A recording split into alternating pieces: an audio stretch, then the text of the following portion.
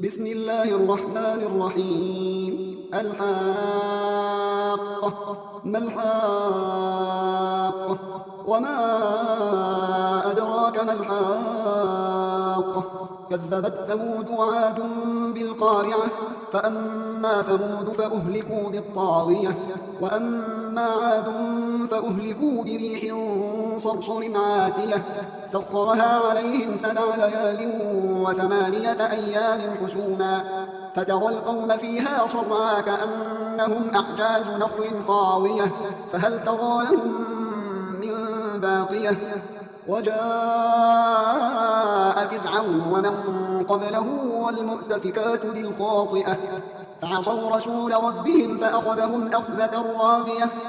إنا لما طغى الماء حملناكم في الجارية لنجعلها لكم تذكرة وتعيها أذن واعية فإذا نفخ في الصور نفخة واحدة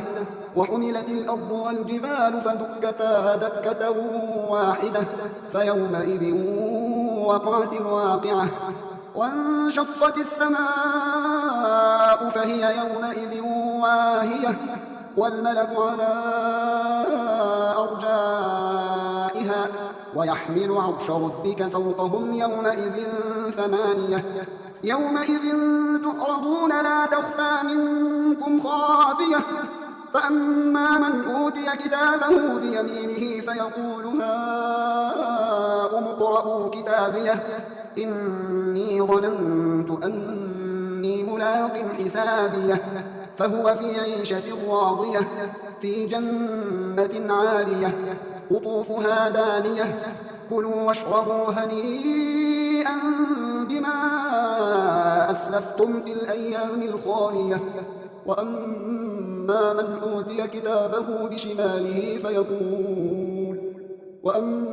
من أوتي كتابه بشماله فيقول يا ليتني لم أوت كتابيه ولم أدر ما حسابيه يا ليتها كانت القاضية ما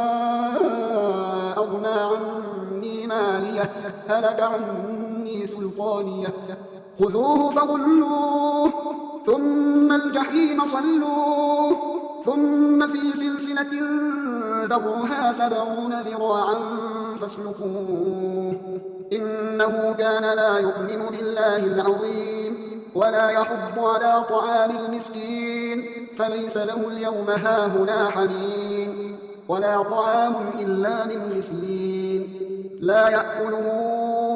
إلا الخاطئون فلا أقسم بما تبصرون وما لا تبصرون إنه لقول رسول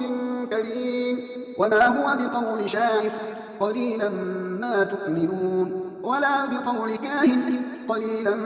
ما تذكرون تنزيل من رب العالمين ولو تقول علينا بعض الأقاويل لأخذنا منه باليمين ثم لقطعنا منه الوتين فما منكم من أحد عنه حاجزين وإنه لتذكرة للمتقين وإنا لنعلم أن منكم مكذبين وإنه لحسرة على الكافرين وإنه لحق اليقين فسبح باسم ربك العظيم